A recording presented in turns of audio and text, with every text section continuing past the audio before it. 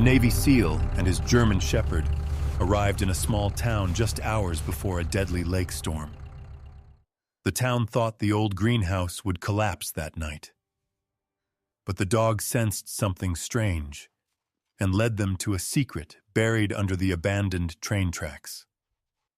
As the blizzard closed in, a young woman ran into the storm to save the last thing her father ever built. What happened on that frozen train platform changed the entire town forever. Because sometimes the miracle God sends isn't the storm stopping. It's the people who choose to stand together inside it. Before we begin, tell me where you're watching from, and if this story touches your heart, please like and subscribe so we can reach 1,000 subscribers and keep bringing you more stories like this. Late winter in northern Michigan had a particular kind of beauty, quiet, pale, and almost painfully clear. The frozen lake beyond the trees reflected a dull silver sky, its surface so smooth it looked like a sheet of steel. Birch trees stood thin and white along the roadside, their bark glowing faintly against the snow. Wind moved through them with a whisper that sounded less like air and more like memory passing through branches. The road itself curved through the landscape like a faded ribbon. It was the kind of place most travelers passed without stopping. But Gideon Vale had long ago stopped thinking of himself as a traveler. He was simply a man who moved. Gideon drove an aging pickup truck, the color of weathered iron. The engine hummed steadily, the kind of reliable sound that came from a machine that had survived years of practical repairs rather than careful maintenance. At 50 years old, Gideon carried himself with the quiet economy of a man who had spent much of his life conserving energy. He stood about 6 feet tall, just over 1 meter 83, with a lean, compact build that suggested strength without display. His shoulders were broad but relaxed, his movements precise rather than fast. His face was clean-shaven, the razor exposing the sharp lines of a square jaw and pronounced cheekbones. Time had carved faint creases at the corners of his eyes, but they were not the soft wrinkles of laughter. They were the quiet marks left by cold winds, sleepless nights, and years spent looking toward uncertain horizons. His hair was dark brown, cut short in the military style he had worn for decades, though it had grown slightly longer than regulation. A few strands of silver had begun to show at the temples. His skin was light but wind-weathered, carrying the dull tan of someone who spent more time outdoors than inside buildings, and his eyes were gray-blue, calm, observant, and rarely surprised by anything. Gideon Vale had once been a Navy SEAL, not the kind who talked about it, not the kind who told stories in bars or corrected people who got the details wrong. For Gideon, that part of life had folded quietly into the past. These days he traveled from town to town doing small repair jobs, fixing fences, reinforcing barns, repairing roofs that winter storms had weakened. It was honest work, and it required little explanation. The only constant in his life sat beside him in the passenger seat. Briggs. The German Shepherd raised his head slightly as the truck slowed. He was a large working dog, 7 years old, with a thick coat of gray and cream fur that shifted color depending on the light. Darker gray ran along his back like a shadow, while pale cream brightened his chest and legs. His muzzle carried a soft charcoal tint, and his eyes were a deep amber that seemed almost golden in sunlight. Briggs wore a black working harness trimmed with muted dark red along the edges. A small metal tag hung from the front ring, scratched from years of use. The dog did not bark. He rarely did. Instead, Briggs watched. His ears twitched as he studied the road ahead, reading the world through scent and sound long before Gideon noticed anything unusual. "Yeah," Gideon murmured quietly, glancing down at him. "I see it too." Ahead of them, a hand-painted sign leaned slightly against a post. Beyond it, a small wooden bridge crossed a narrow river swollen with melting snow. The far side had partially collapsed. A county truck was parked nearby, and two workers in heavy coats stood beside it, examining the broken beams. Gideon slowed the truck and rolled to a stop. One of the workers approached the window. He was a thick-set man in his 40s with a red beard and tired eyes. His breath fogged in the cold air. "Bridge won't hold for a couple days," the man said. "Ice shifted under the supports last week." Gideon nodded once. "Alternate route?" The worker shrugged. 40 miles south." Gideon glanced at the map folded on the passenger seat. 40 miles south meant losing most of the day. He leaned back slightly in the seat, considering. Briggs tilted his head toward the trees instead. Something had caught the dog's attention. Brightwater Crossing sat about a mile down the side road, tucked between the forest and the frozen lake. It wasn't much of a town. A diner with faded green trim, a small grocery store, a library with tall windows that caught the afternoon light. And beyond the last row of buildings, near the edge of the lake, stood an old train station. The structure looked as if time had simply grown tired of it. The paint had faded to a dull gray-blue. Snow gathered along the edges of the platform, and the wooden benches carried the worn polish of decades of waiting. No trains had stopped there in years. The station existed now mostly as memory. Gideon parked near the gravel lot beside the building and shut off the engine. Briggs hopped down from the truck. The dog landed lightly on the snow, sniffing the cold air with slow, thoughtful breaths. Then it happened. A quick yelp. Gideon turned immediately. Briggs had stepped onto a thin strip of rusted metal hidden beneath the snow. A shallow cut opened along the pad of his front paw. It wasn't deep, but blood dotted the white surface. Gideon crouched beside him. "Easy," he said quietly. Briggs stood perfectly still while Gideon examined the paw. The dog trusted him completely. The wound needed cleaning, and stitches if infection set in. That meant finding a veterinarian. The clinic sat at the edge of town, a small brick building with a weathered wooden sign reading, "Inside, the air smelled faintly of antiseptic and cedarwood." Dr. Caleb Rhodes stepped from the back room, wiping his hands on a towel. He was a broad-shouldered man in his early 40s with thick brown hair and a short, practical beard. His eyes were steady and attentive, the eyes of someone who had spent years working around animals larger than himself. He wore a canvas work jacket over a red flannel shirt, sleeves rolled halfway to his elbows. Caleb crouched beside Briggs immediately. "Well now," he said in a calm voice. "That's a working dog if I've ever seen one." Briggs sniffed his hand once and allowed the examination. Caleb cleaned the cut carefully and wrapped the paw with firm, efficient movements. "Nothing serious," he said after a moment. "But keep him off it for a couple days." Gideon nodded. "Bridge is out anyway." Caleb leaned back slightly, studying the man standing beside the table. "You passing through?" "Usually." Caleb smiled faintly. "Well," he said, "Brightwater Crossing isn't much, but it's peaceful.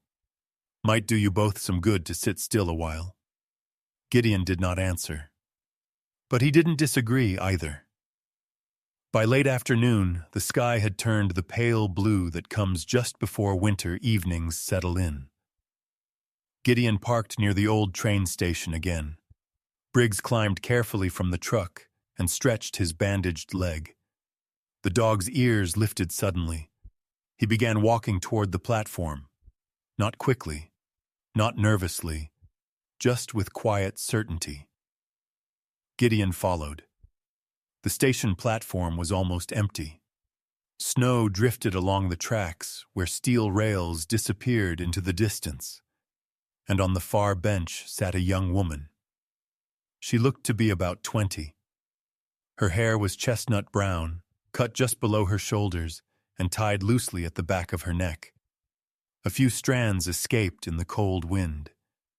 Her skin was pale with the faint rosy tint that came from long hours outdoors. She wore a canvas work jacket the color of light brown soil, lined with fleece around the collar. Beneath it was a cream-colored sweater, and her dark jeans were tucked into sturdy garden boots dusted with snow. A gray wool scarf wrapped around her neck. In her hands rested a small notebook filled with careful writing. Her posture was relaxed but alert, as if she had been sitting there for a long time without growing bored. Briggs walked straight to her and sat down. The young woman blinked once in surprise. Then she smiled. "Well," she said softly. "Hello there." She reached out slowly, allowing Briggs to sniff her fingers before touching the thick fur behind his ears. The dog leaned gently into her hand. Gideon stopped a few feet away. "What are you writing?" he asked. She held up the notebook slightly. "Wind patterns," she said. Her voice carried a calm confidence. "My dad used to work the railway line here.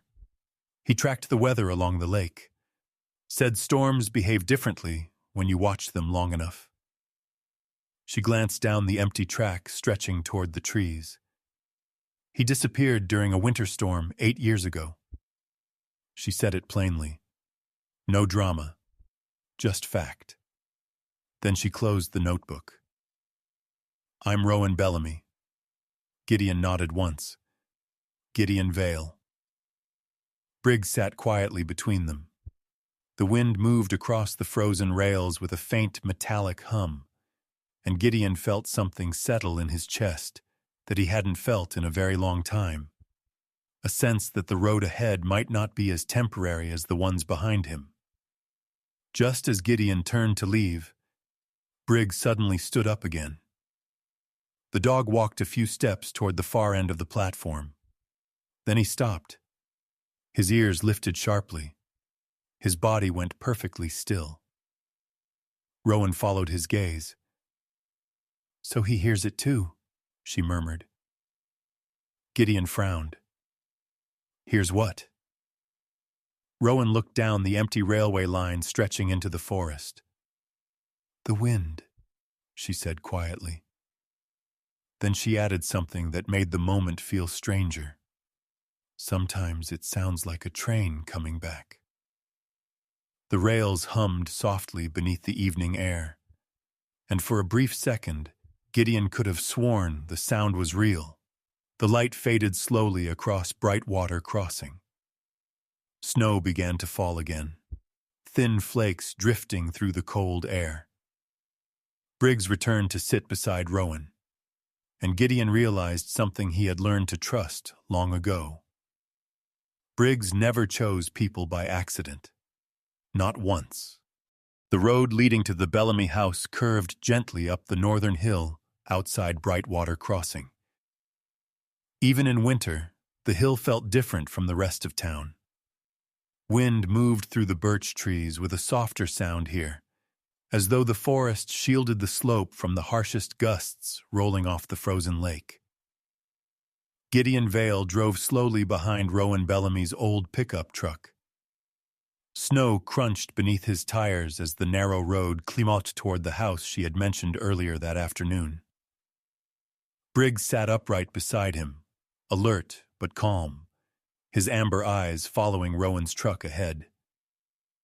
When Rowan turned into a gravel driveway half buried in snow, Gideon followed.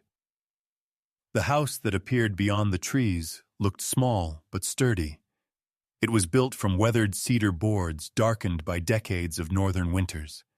A modest porch faced the valley below, where the scattered lights of Brightwater Crossing had begun to glow faintly in the early evening. But it wasn't the house that caught Gideon's attention. It was the structure beside it. The greenhouse. Even from the driveway, the building stood out against the white hillside. It was large, larger than Gideon had expected for a small-town property. Glass panels formed a long, rectangular frame supported by thin steel ribs that curved across the roof like the skeleton of some sleeping animal. Inside, faint yellow light glowed, and despite the snow outside, green leaves could be seen through the fogged glass.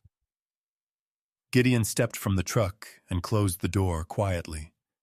Briggs hopped down carefully, favoring his bandaged paw, but moving without complaint. Rowan approached the greenhouse and brushed snow off the handle of the door.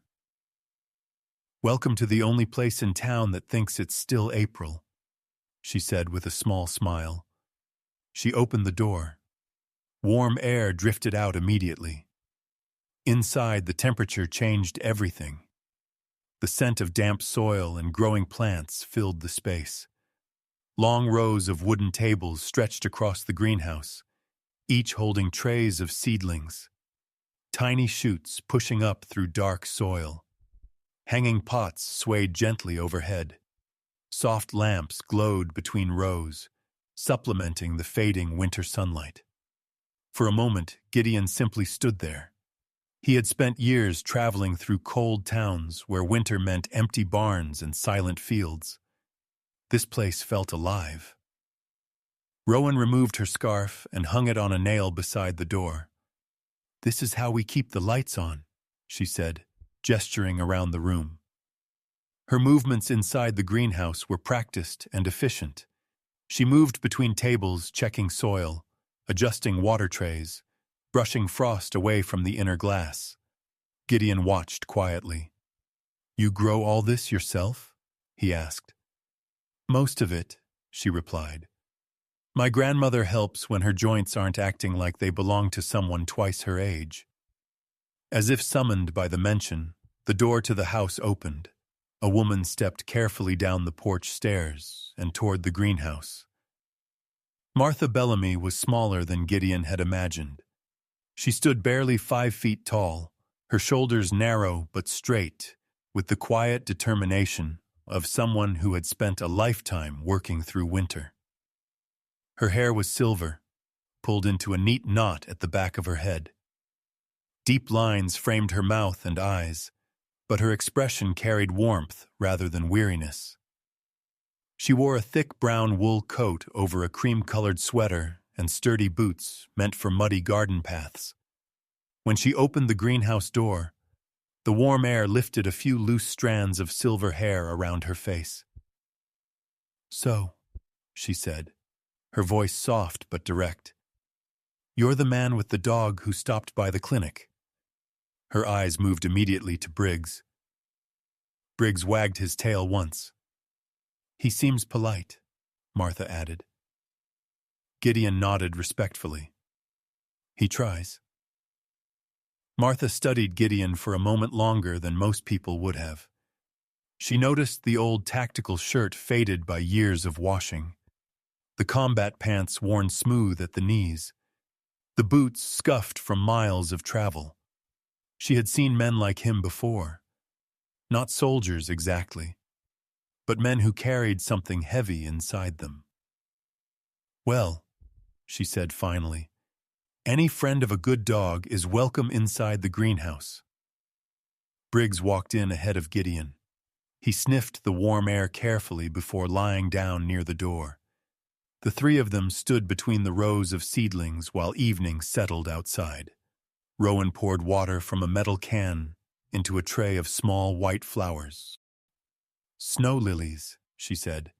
"They sell well this time of year." Gideon walked slowly along the tables, studying the greenhouse the way he might study a damaged building. The glass panels were old. Several had hairline cracks near the corners. and the steel ribs supporting the roof had begun to bend slightly inward. He crouched near the base of the wall. The wooden foundation beams had shifted upward unevenly. Years of freezing and thawing had pushed the ground beneath the greenhouse. Gideon stood again. "How long since this place was reinforced?" he asked. Rowan hesitated before answering. "About 8 years." Martha glanced toward the far wall where an old photograph hung beside the door. The picture showed a younger man standing proudly beside the greenhouse frame during its construction. Tall, broad-shouldered, smiling. "That was the last winter my son worked on it," Martha said quietly. The air grew still. Rowan lowered her eyes to the plants. "My father built most of this," she added softly. Gideon nodded once. He understood. While the others spoke, Briggs had slowly risen from the floor. The dog moved toward the northern wall of the greenhouse. His nose lifted. Then he froze. His ears angled forward sharply. Gideon noticed immediately. "What is it?" Rowan asked. Briggs pressed his nose against one of the lower glass panels. A faint whistle slipped through the frame. Cold air. Moving steadily. Gideon stepped closer and placed his hand along the steel support beam beside the glass.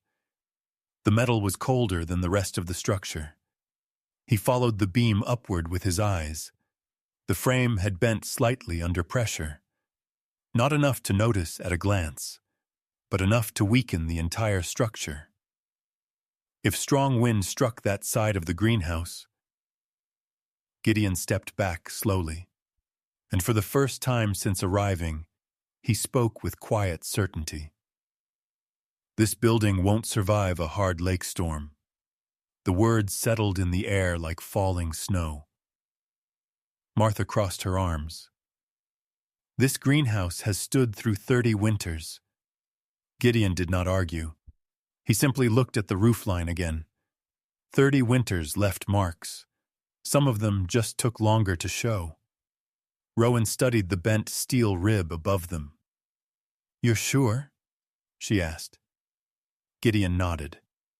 "The north wall is losing support." He pointed toward the foundation beam. Frost heave pushed the base upward. That bent the frame. Once wind hits the glass panels sideways, the pressure spreads across the whole roof.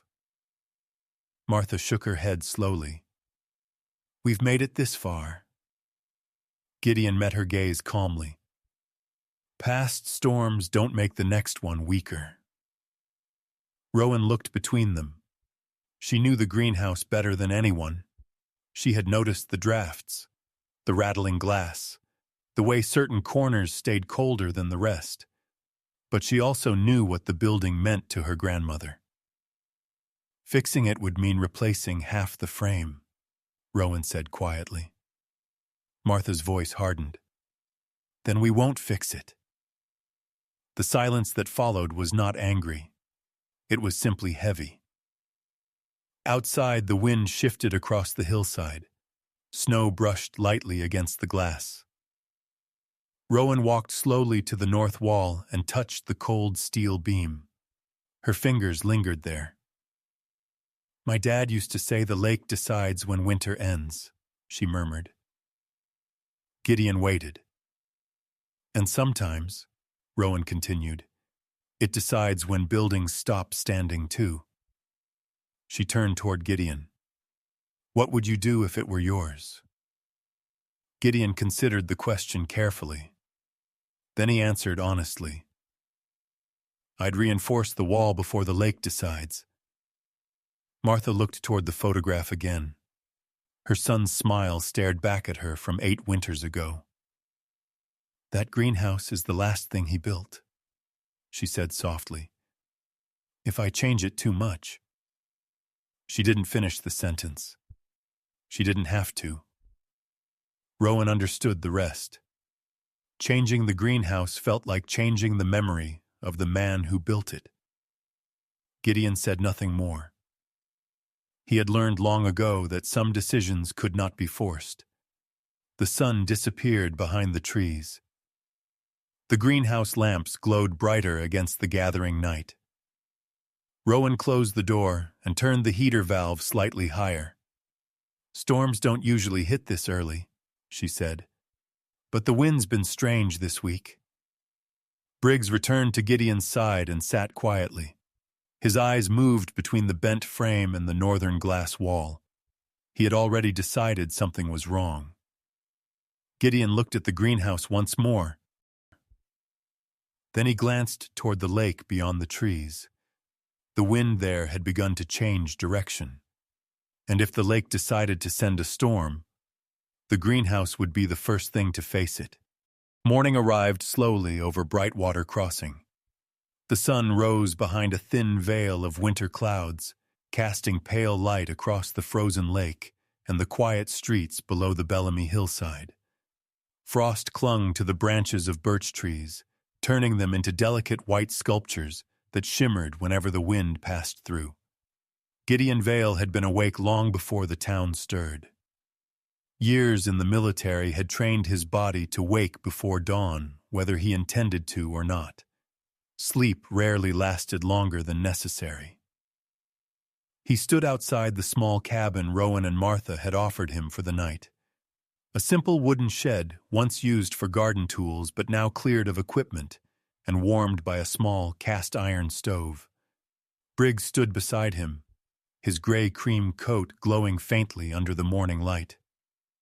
The dog's bandaged paw touched the snow carefully, but he moved without complaint. Beyond the hill, the town of Brightwater Crossing looked quiet, almost too quiet. "Let's see what this place is made of," Gideon murmured. Briggs flicked an ear, as if the words were meant for him alone. Brightwater Crossing woke slowly. A handful of pickup trucks rolled through the narrow streets. The diner opened its doors. Smoke rose from chimneys along the lake road. Yet something about the town felt restrained. People nodded politely when Gideon passed them on the sidewalk, but their conversations rarely continued long afterward. It wasn't hostility. It was caution. The kind that develops when a town has lived through too many winters and learned that survival often depends on keeping your attention close to home. Gideon had seen places like this before, places where kindness existed, but responsibility stayed carefully contained. The town library stood near the center of Main Street. It was a tall brick building with large windows and a wooden door worn smooth from decades of use. Inside, the warmth smelled faintly of dust, paper, and pine cleaner. A woman stood behind the main desk, organizing a stack of returned books. She looked up when the door opened. "Good morning," she said with a soft, steady voice. This was June Halpern, the town's librarian.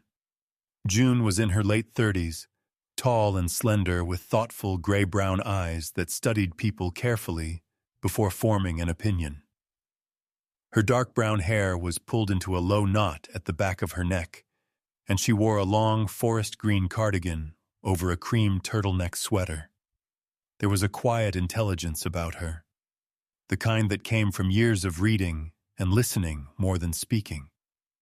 But there was something else, too. Patience.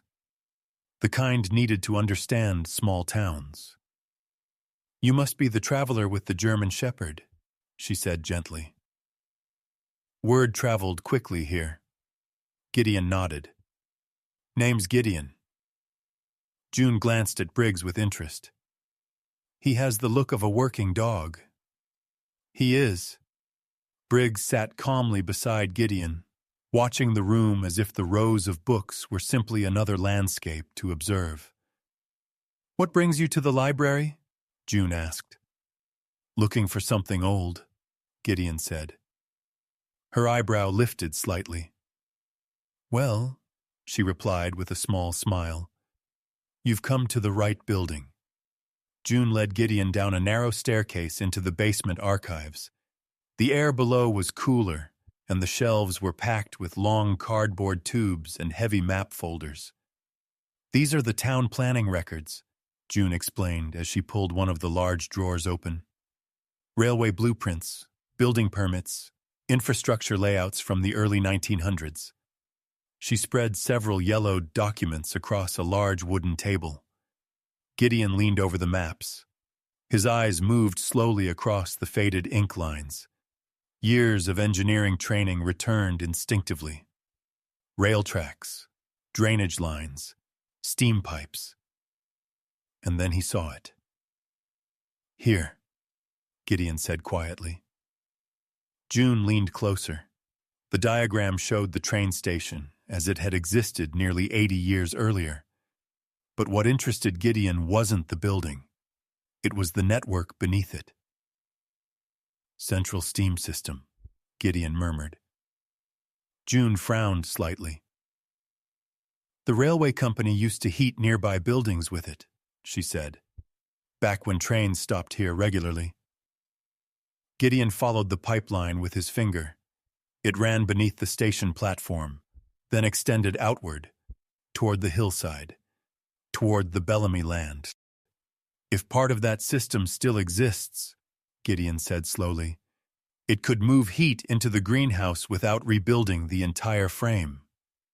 June looked at him thoughtfully. "That would take someone who understands how to repair old infrastructure." Gideon folded the map carefully. "I might." Later that afternoon, Gideon walked back toward the train station, with Briggs at his side. The dog moved carefully, still favoring his paw, but clearly curious about something near the tracks. Briggs stopped near a patch of exposed gravel and began digging. Snow scattered behind him. After a moment, his nose struck metal. Gideon crouched beside him and brushed away the dirt. A circular iron cover appeared beneath the snow. Rust had eaten into its surface, but the shape was unmistakable. A maintenance access hatch.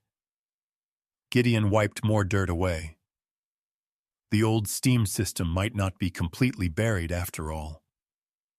As Gideon examined the metal cover, Briggs suddenly stopped digging. The dog lifted his head, his amber eyes fixed on the forest beyond the tracks, not barking, not growling, just watching. A long moment passed. Then Briggs walked slowly toward the edge of the platform and sat. His body relaxed, but his gaze remained steady on the trees. Gideon followed the direction of that gaze. For a brief second, something in the distance moved between the trunks. Not threatening, just present. Then it was gone. The forest returned to silence. Briggs finally turned back toward Gideon. Whatever he had noticed, the dog had decided it was not danger. But Gideon felt the quiet awareness settle into his thoughts. Sometimes Briggs noticed things that had nothing to do with danger at all. Sometimes he noticed moments. That evening, Gideon stopped at the town's only lumber mill. The building sat at the edge of town where the forest began. The scent of fresh-cut pine filled the air, and the deep hum of machinery echoed through the yard. Inside, stacks of lumber leaned against the walls.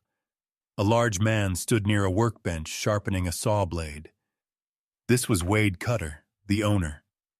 Wade was in his early 50s with a thick build shaped by years of physical labor. His hair, once dark red, had faded into a mix of rust and gray, and a short beard covered his square jaw. His flannel shirt was rolled up to the elbows, revealing forearms lined with old scars from decades of working with wood and machinery. He glanced at Gideon once, quickly measuring him. "You're the new face in town," Wade said bluntly. Gideon nodded, passing through. Wade wiped his hands on a rag. "Most people do." Gideon set the folded blueprint on the workbench. "I'm looking at the old railway steam system." Wade snorted softly. "That thing hasn't worked since the 70s. Parts of it might still be intact. Wade studied the diagram for a moment. Then he leaned back. "Let me guess," Wade said. "You're trying to save the Bellamy greenhouse." Gideon didn't answer. That was answer enough. Wade chuckled. "Son," he said, though Gideon was nearly the same age, "that building has been waiting to fall down for 20 years. My father used to help maintain it before he died." His voice hardened slightly. "He froze to death in a lake storm, trying to rescue someone who refused to leave their boat." Wade tapped the blueprint. "Winter wins eventually. Everything weak breaks." Gideon met his gaze calmly. "Only if nobody reinforces it." The two men looked at each other for a long moment. Finally, Wade shrugged. "Well," he said, "you're welcome to try." When Gideon left the mill, the sky above Brightwater Crossing had turned deep blue with the approach of night. Streetlights flickered on along the main road. Briggs walked quietly beside him. The town felt the same as it had that morning, polite, reserved, observing from a distance. June's words returned to Gideon's mind. This town doesn't lack good people. It just lacks people who stay long enough to help. Gideon looked toward the hill where the greenhouse lights glowed faintly in the dark. Briggs followed his gaze, and for the first time since arriving in Brightwater Crossing, Gideon realized something simple. He might stay longer than he planned. The next morning arrived with a pale gray sky stretching across the frozen hills of Brightwater Crossing. Winter had settled into that quiet stage where snow no longer fell in dramatic storms, but instead lingered on the land like a long breath that refused to leave. Gideon Vale stepped outside the Bellamy greenhouse before the sun had fully risen. The cold bit gently at his face, but he hardly noticed. Briggs followed beside him, the German shepherd's thick gray-cream coat blending almost perfectly with the pale landscape. The bandage on the dog's paw had loosened slightly overnight, though Briggs still moved with his usual steady confidence. Rowan was already outside. She stood near a small wooden table beside the greenhouse door, her brown canvas jacket pulled tightly around her shoulders. Her chestnut hair had been tied back loosely, though a few strands had escaped and fluttered across her cheek in the wind. In front of her lay an open notebook. It wasn't just a notebook. It was something closer to a field journal. "You're up early," Gideon said. Rowan glanced up with a faint smile. "I always am," she replied. "The wind changes before sunrise. My dad used to say that's when it tells the truth." She turned the notebook around so Gideon could see. The pages were filled with careful pencil lines and small annotations written in tidy handwriting. "This is the ridge line," Rowan said, pointing to a rough outline of the hill. "And this is the lake wind when it bends north." She flipped the page. "This one shows where the snow drifts form near the railbed." Another page. "And this one tracks where the ground thaws first every spring." Gideon studied the drawings quietly. They weren't the sketches of someone passing time. They were observations. Years of them. "You mapped the town," he said. Rowan shrugged slightly. "I mapped how the town breathes." She turned another page, revealing a diagram of the abandoned railway tracks. Small arrows marked wind direction. Circles marked buried structures. Gideon leaned closer. "Where did you learn to do this?" "My father," Rowan answered. She said his name quietly. "Daniel Bellamy." Gideon nodded once. She spoke about him the same way soldiers spoke about fallen teammates, directly, without dramatics. "He used to walk the tracks every morning," Rowan continued. He said if you watch a place long enough, it starts talking back. Briggs walked over and placed his nose gently on the edge of the notebook. Rowan laughed softly. He likes the maps. Gideon crouched beside the dog. He likes patterns. Briggs wagged his tail once, as if confirming the statement. Rowan closed the notebook and gestured toward the hillside. Come on, she said. I want to show you something. They walked toward the edge of the old railway line. The rails had long since rusted, their steel surfaces dulled by decades of snow and wind. Between the wooden ties, small patches of gravel still showed through. Rowan stopped beside one of the spots she had marked in the journal. Right here, she said. According to the old railway blueprints you found, the steam line should pass beneath this section. Gideon nodded. Briggs immediately began sniffing the ground. The dog's nose moved carefully across the gravel before he pawed lightly at the surface. Snow scattered aside, then dirt, then metal. The same circular access plate Gideon had seen the day before. Rowan knelt beside it. I always wondered what this was, she admitted. My father never opened it. Gideon brushed away the rest of the frost. The iron cover was rusted but intact. If the pipe below still existed, it could carry heat toward the greenhouse.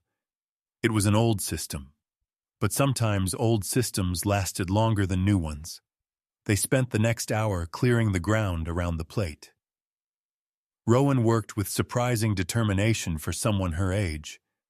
She moved soil with steady patience, occasionally pausing to brush dirt from the page of her notebook where she had drawn the location. Gideon watched her quietly. Something about the way she worked felt familiar.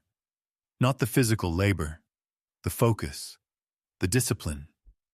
It reminded him of a young Marine he had served with years earlier, Private Elias Romero, a quiet recruit who studied maps the same way Rowan studied the wind. Romero had died during a mountain patrol in Afghanistan. A landslide. Gideon had reached him too late. He pushed the memory away, but it lingered. Around midday, they took a break. Briggs lay stretched across the snow between them, his breathing slow and relaxed. Rowan sat on the railway platform and flipped through her notebook again. You know, she said after a moment, most people in town think this place is finished. Gideon leaned against the wooden railing. Town's still standing. Barely, Rowan replied. She gestured toward the lake below. Half the businesses closed after the railway shut down. People stopped fixing things. Gideon understood that kind of place. He had seen dozens like it. Towns that survived for years by simply holding on. But holding on wasn't the same as rebuilding. While Rowan spoke, Briggs suddenly lifted his head. The dog stood slowly, his ears tilted forward. He walked a few steps along the railway platform and stopped beside an old wooden signal post. Then something strange happened. Briggs placed his paw gently on the base of the post and remained completely still. Rowan watched curiously. What is he doing? Gideon walked over. The post leaned slightly toward the tracks. A rusted metal plaque hung near the base. Gideon brushed snow away from it. The letters slowly appeared. Rowan froze. Her hand moved to the notebook. My father, she whispered. He set up a weather station here before he disappeared. Neither of them spoke for a long moment. Briggs finally stepped away from the post and returned to Gideon's side. The dog's tail wagged slowly, as though satisfied he had found something important. Rowan stared at the plaque again. I've walked past this 100 times, she said quietly. I never saw it. Gideon looked down at Briggs. Dogs notice things we forget to look for. They returned to work not long after. Using a crowbar from Gideon's truck, they finally lifted the iron hatch. Cold air rushed upward from the pipe tunnel beneath the ground. Rowan leaned over the opening carefully. The tunnel wasn't large, just enough space for the old steam pipes to run through. But the pipes themselves were still there. Rusty, but unbroken. Gideon shined a flashlight inside. "Pressure system's gone," he said, "but the pipes could still carry heat." Rowan looked hopeful for the first time since he had met her. "You mean the greenhouse could stay warm?" "If we connect it to a new boiler," Gideon said. "Yes." She exhaled slowly. For the first time, the idea seemed real. Not just a possibility, a plan. By late afternoon, the sun had begun to sink behind the frozen lake. The sky turned soft shades of violet and pale gold. They covered the tunnel again temporarily and gathered their tools. Rowan stood beside the railway line, her notebook pressed against her chest. "My father used to say a town loses its way when people stop reading the land," she said quietly. Gideon looked out across Brightwater Crossing. The lights had begun to appear in the windows below, small, scattered, but still there. "And sometimes," Gideon replied, "it finds its way again when someone remembers how." Rowan looked at Briggs. The dog wagged his tail gently. For the first time in years, Rowan felt something unfamiliar in her chest. Hope. When the lake wind begins to turn, the weather changed quietly. It did not arrive with thunder or the dramatic clouds people expected before a storm.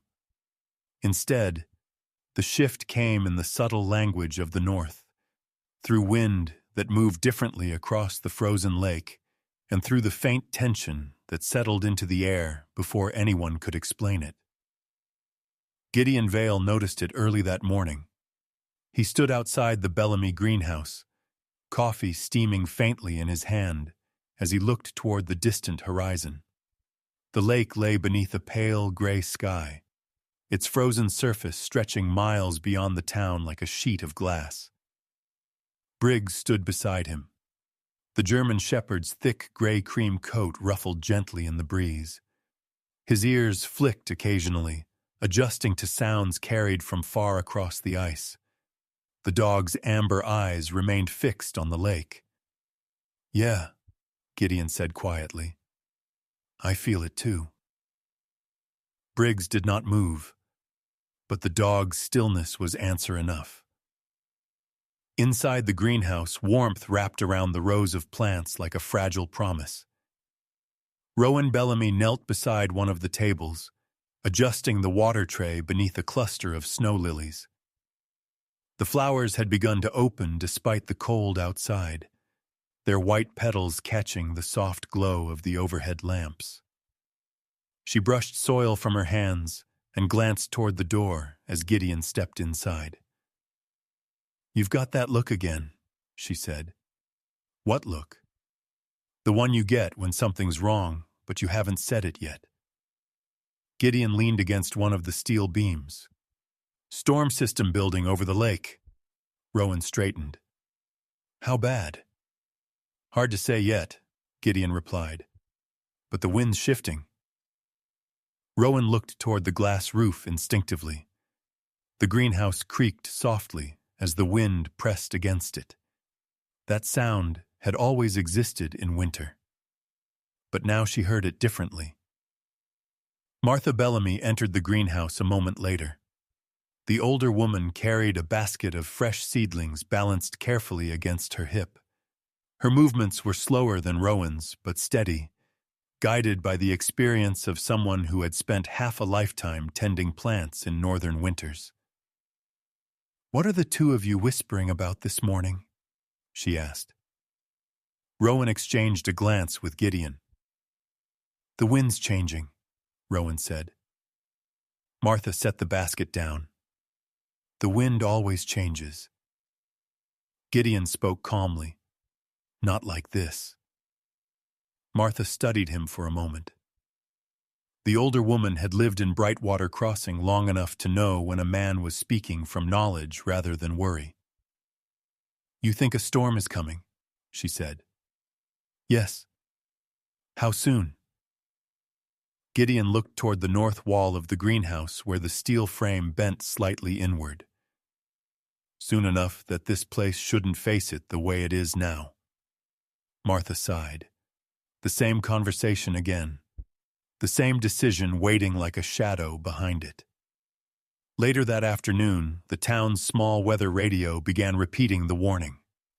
Brightwater Crossing had heard similar alerts before, but the message carried weight this time. Lake storms were unpredictable. Sometimes they passed quietly. Sometimes they arrived like sudden walls of snow that erased entire roads in minutes. Inside the greenhouse, the tension had begun to spread. Rowan sat beside the work table where the old railway blueprints lay unfolded. "We don't have time to rebuild the structure," she said. "We don't need to," Gideon replied. He tapped the diagram. "The steam pipe system we found could keep the greenhouse warm enough to prevent the glass from freezing." Rowan nodded slowly. "If we can connect it." "If we can find a working boiler," Gideon corrected. Martha stood nearby, arms crossed. "You two are talking like the decision's already been made." Gideon turned toward her. "Martha," he said gently, "if the storm hits hard, the wind pressure could collapse the north wall." The older woman's eyes drifted toward the photograph hanging beside the greenhouse door. Daniel Bellamy stood smiling in the picture, one hand resting proudly on the newly finished frame of the greenhouse he had built decades earlier. Martha's voice softened. "If I change the structure..." Her sentence faded. Gideon finished it quietly. "You feel like you're erasing him." Martha nodded. For several seconds, no one spoke. Briggs suddenly stood. The dog walked slowly toward the greenhouse door and scratched once at the wood. Rowan frowned. He never does that unless he wants out. Gideon opened the door. Briggs stepped outside and immediately walked several yards into the yard before stopping. His head lifted toward the sky. Not toward the lake. Upward. Rowan and Gideon followed. The clouds above Brightwater Crossing were moving in two different directions. The lower layer drifted west. The higher layer slid sharply south. Gideon exhaled quietly. "That's not good." Rowan looked confused. "What does that mean?" "It means the wind is splitting." A split wind often created rotating pressure systems, the kind that produced sudden lake squalls. Briggs watched the sky for another moment. Then he walked calmly back inside. The dog had seen enough. Martha stepped toward Gideon slowly. "Tell me something honestly," she said. "If we do nothing, will this greenhouse survive?" Gideon didn't answer immediately. He studied the steel ribs, the cracked glass panels, the shifting foundation. Then he met her eyes. "No." The word hung in the warm greenhouse air. Rowan placed a hand gently on Martha's shoulder. "We can reinforce it without changing everything," she said softly. "We'll keep the frame. Just strengthen it."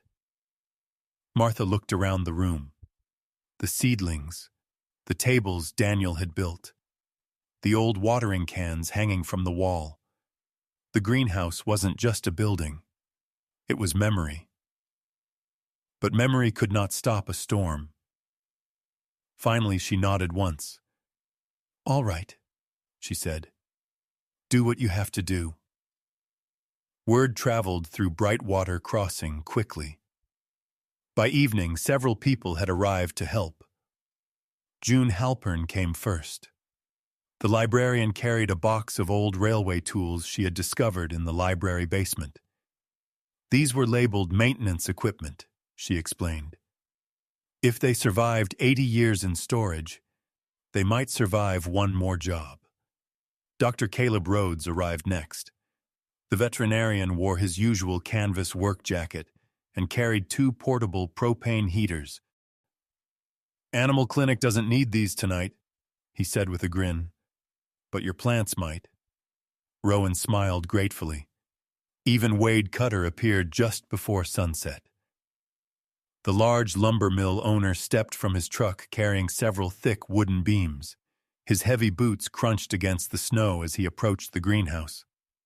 "I still think the lake will win," Wade said gruffly. "But I suppose it's worth giving the town a fighting chance." He set the beams against the north wall. Gideon nodded in appreciation. "That's all anyone can ask." The work began immediately. Wade and Gideon reinforced the steel frame with additional wooden supports.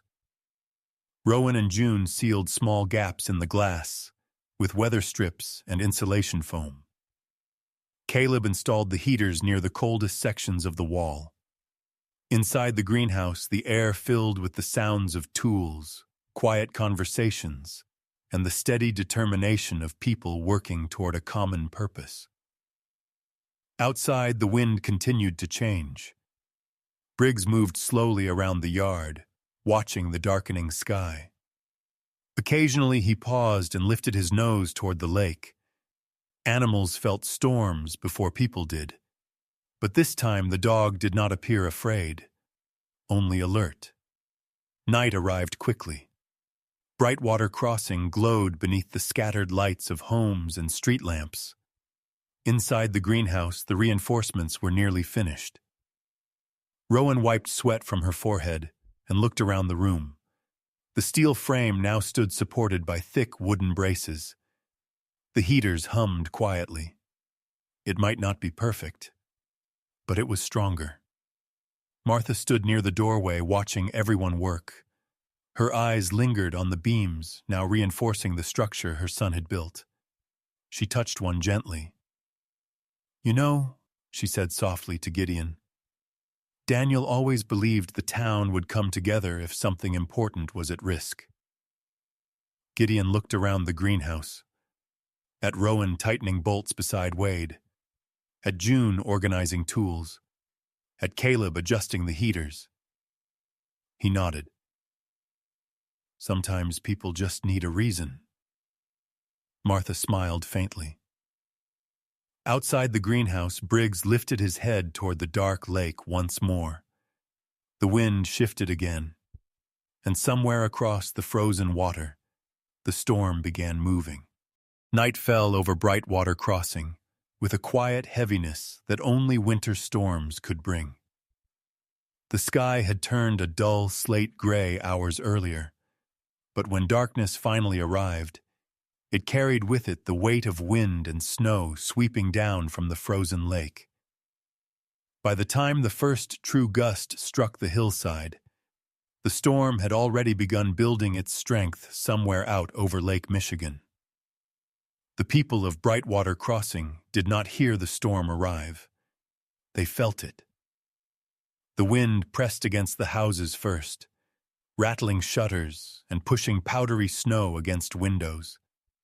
Then came the low, groaning sound of air moving through frozen trees, followed by the long whisper of snow sliding sideways across the ground.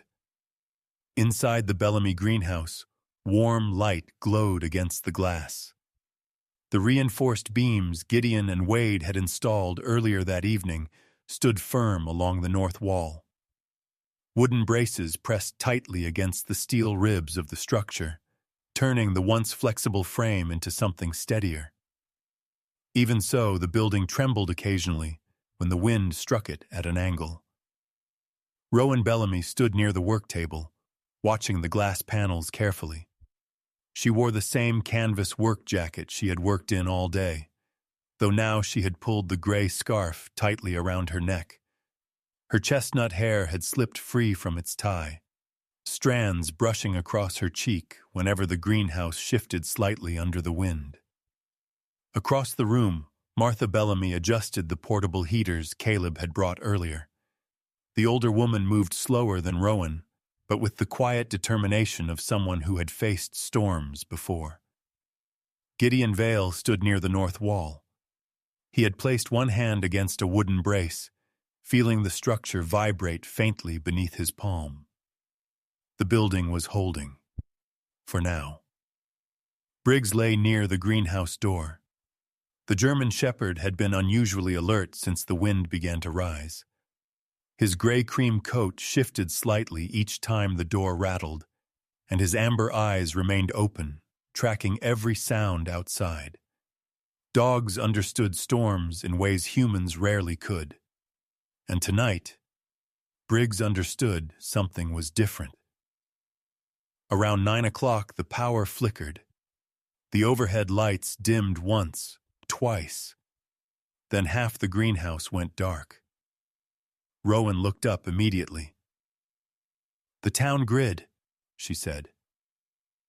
Caleb Rhodes, who had returned earlier to help monitor the heaters, checked the propane valves. The veterinarian was a broad-shouldered man in his early 40s, with a thick beard and calm eyes that rarely showed panic. He had spent years working with injured animals in emergencies, and the habit of steady patience showed in everything he did.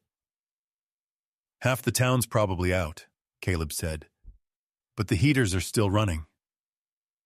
The wind struck the greenhouse again. The glass shuddered. Outside, snow was no longer falling downward. It moved sideways. Thin white sheets racing across the ground, like waves across a frozen ocean. June Halpern stood near the door, holding a lantern she had brought from the library.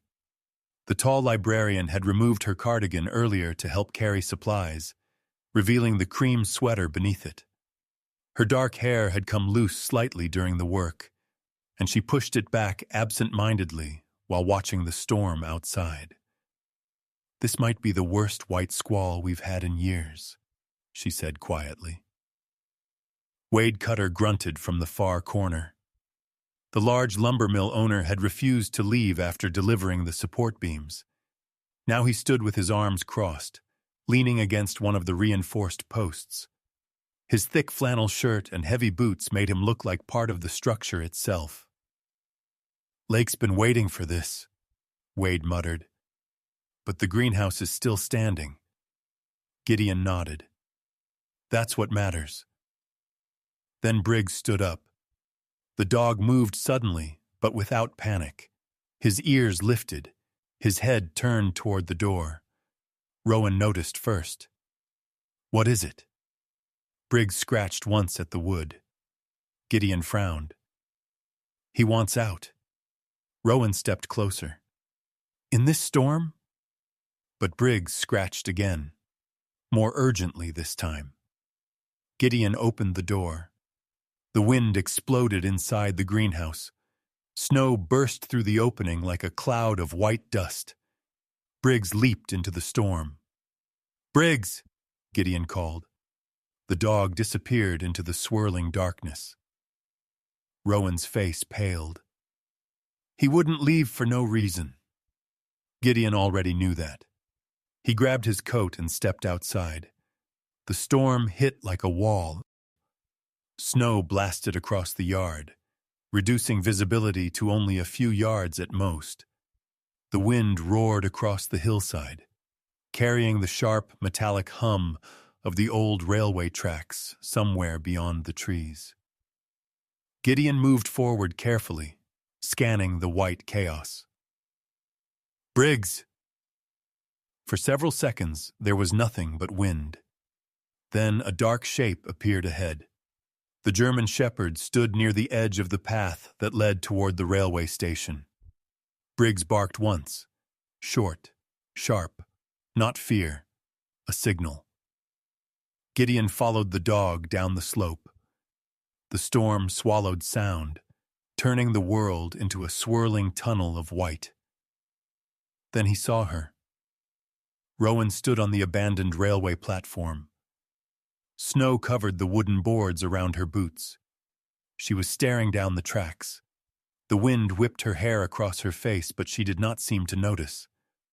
Briggs stood beside her, his body angled against the wind, as if shielding her. Gideon reached them and grabbed her arm. "Rowan, what are you doing out here?" She looked at him as though waking from a dream. "I heard the rails." Gideon frowned. "What?" "They were vibrating," she said. "The old pipe tunnel runs beneath them. I thought the pressure might be breaking the line." Her eyes moved down the empty track again.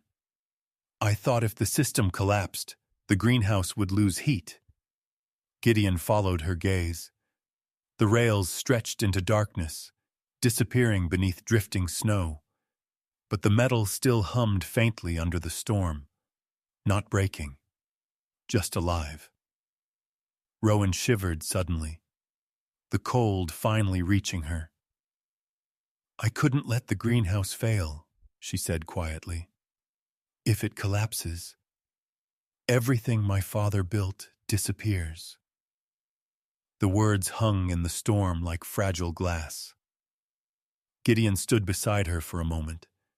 Wind pushed against them from the lake, forcing him to brace his feet. Briggs stood directly in front of Rowan, his body blocking the worst of the gusts. The dog's loyalty was simple and absolute. Gideon looked at the girl, then at the storm. Finally he spoke. "There are places in the world," he said slowly, "that survive whether anyone stays or not." Rowan listened. "But there are also places that need someone to remember why they matter." The wind howled down the tracks. Snow raced across the platform like white smoke. Gideon rested a hand gently on Rowan's shoulder. "You're not protecting your father's work by freezing out here." He nodded toward the hill where the greenhouse lights glowed faintly through the storm. "You're protecting it by keeping it alive." Rowan looked back toward the hillside. Through the swirling snow, she could barely see the faint yellow glow of the greenhouse. Her grandmother, the plants, the town. Everything still standing. Finally, she nodded. "Okay," she whispered. The three of them walked back slowly through the storm. Briggs led the way, moving confidently despite the wind. Behind him, Gideon guided Rowan along the path. When they reached the greenhouse again, the warm light spilling from inside felt almost unreal after the freezing darkness. June opened the door immediately. "You found her." Rowan stepped inside, trembling from the cold, but safe. Martha hurried forward and wrapped her granddaughter in a blanket. "You scared me half to death," the older woman said softly. Rowan hugged her. "I'm sorry." Gideon stepped back inside last. Briggs followed, shaking snow from his thick coat. The greenhouse still stood. The braces held. The heaters hummed. Outside, the storm continued to rage across Brightwater Crossing. But inside the glass walls, warmth remained, for now. Morning came quietly after the storm. For hours during the night, the wind had roared across Brightwater Crossing, like a restless animal circling the town. But sometime before dawn, the noise faded. The storm moved east across the frozen lake, leaving behind a strange silence that felt almost sacred. Snow covered everything. The rooftops of houses wore thick white blankets. The roads had disappeared beneath soft drifts. Even the birch trees seemed heavier, their thin branches bending under the weight of ice. When the first pale sunlight touched the hill above town, the Bellamy greenhouse stood there exactly as it had the night before, still standing, still warm. Inside, the heaters hummed softly. Rows of plants glowed under the lamps, their green leaves bright against the frost-covered glass walls. The reinforced beams Gideon and Wade had installed remained solid, holding the structure steady through the worst of the storm. Rowan Bellamy stepped outside first. She wrapped her scarf tightly around her neck and pushed open the greenhouse door. The cold air rushed across her face, sharp and clean. For a moment she simply stood there, looking down toward the town. Brightwater Crossing had changed overnight. Several rooftops along Main Street had lost shingles. One of the diner's awnings hung crooked where the wind had torn part of it loose. Snowbanks blocked the smaller roads entirely, but the town still breathed. Smoke rose slowly from chimneys. Truck engines started in driveways. Life was already moving again.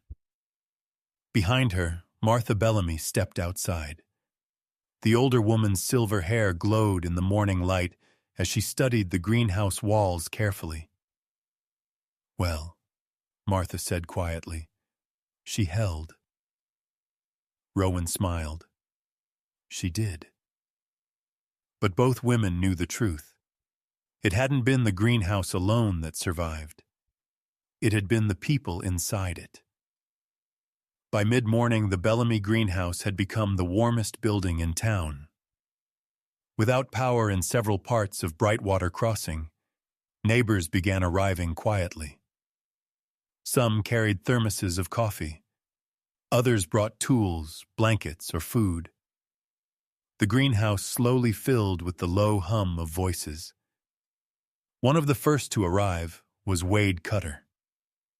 The large lumber mill owner walked up the hill carrying a toolbox in one hand. Snow crunched beneath his heavy boots as he approached the greenhouse door. Wade looked tired. The storm had not treated his lumberyard kindly. Several stacks of timber had collapsed under drifting snow, and one section of the roof had partially caved in during the night. But Wade did not complain.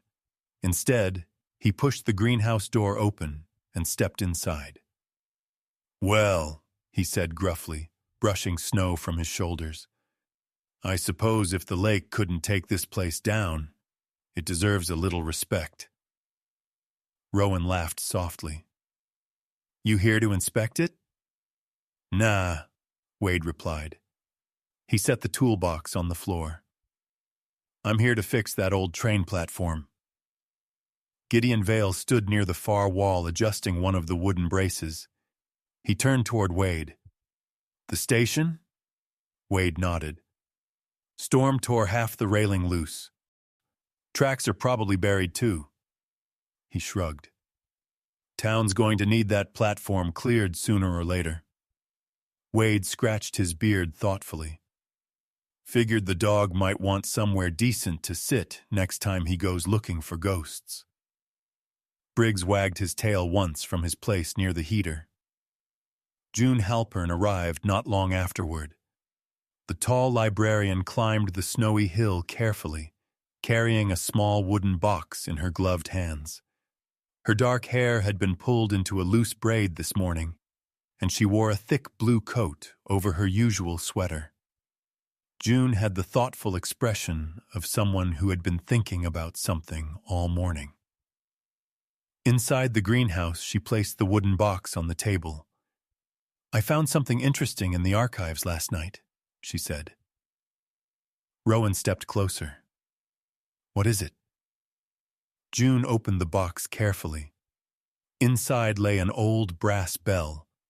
The metal had darkened with age, but the shape was elegant and well crafted. A small iron bracket still clung to its base. "This used to hang at the train station," June explained, "back when the conductor signaled departures." Rowan's eyes widened. "I've seen pictures of that." June smiled. "Well, it was packed away decades ago when the station closed." She looked toward the greenhouse door thoughtfully. "But it seems a shame to leave something like that in a box forever." While June spoke, Briggs stood up. The German shepherd walked slowly toward the table, his amber eyes fixed on the brass bell. The dog sniffed it carefully. Then something unexpected happened. Briggs nudged the bell gently with his nose. The clapper inside struck the metal. Ding! The sound was soft but clear. Everyone in the greenhouse turned. For a moment, the room fell completely silent. The note of the bell echoed lightly through the warm air. Rowan stared at it. "That's the same sound," she whispered. "The one the station used to make when trains arrived." June nodded slowly. "Exactly." Rowan picked up the bell carefully. A small idea had already begun forming in her mind. Later that afternoon, Rowan climbed onto a small ladder beside the greenhouse entrance. Snow drifted gently outside as she secured the old brass bell above the doorframe using a simple iron hook. Gideon held the ladder steady. "You sure about this?" he asked. Rowan tightened the last bolt. "Yeah." She stepped down and pushed the door open. The bell rang again. Ding! The sound carried softly through the greenhouse. Rowan smiled.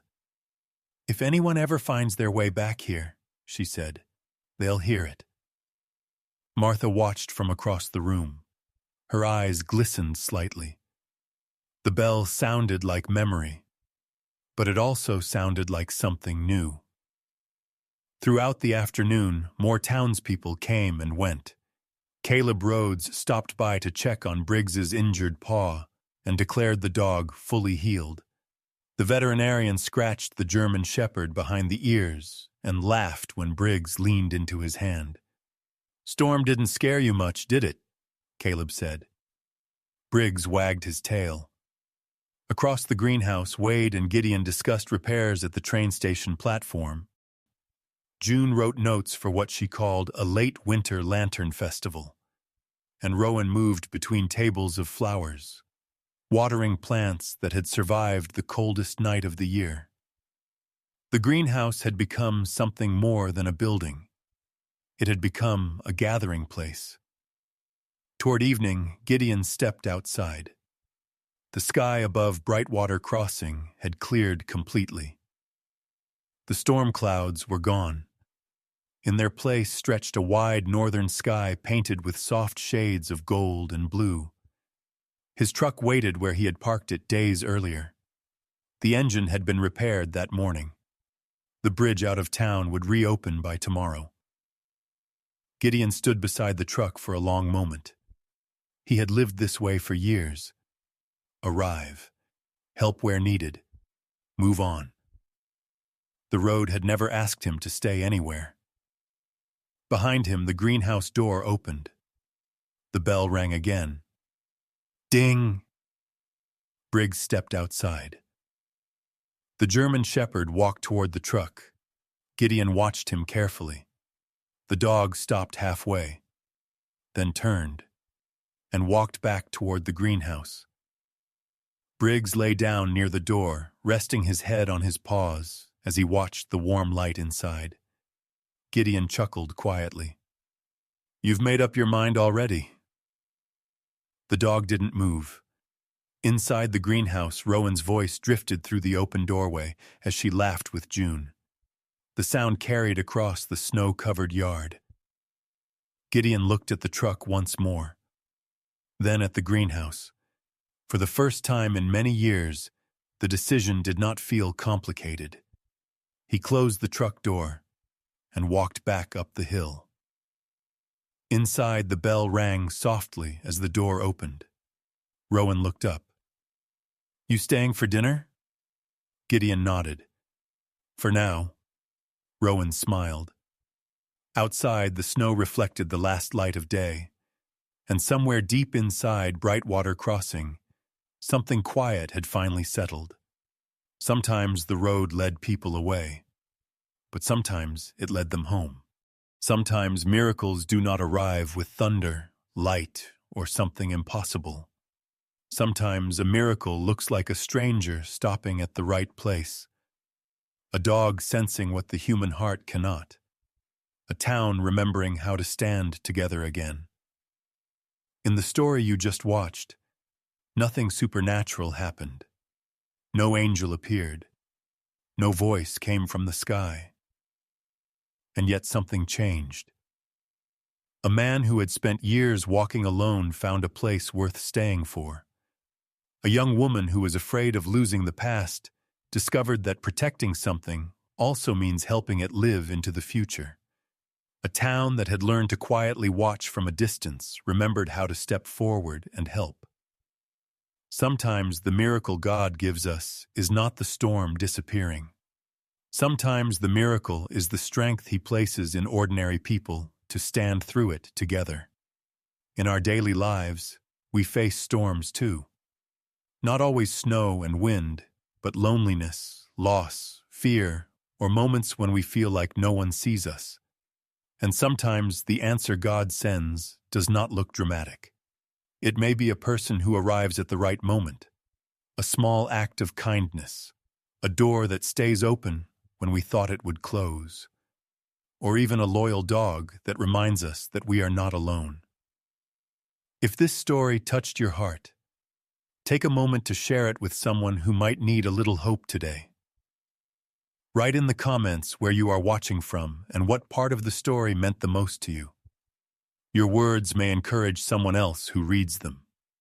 And if you believe stories like this matter, please subscribe to the channel so we can keep sharing more moments of courage, kindness, and faith. Before you go, may God bless you, protect your home, and bring peace to your heart. And may the road ahead lead you exactly where you are meant to be.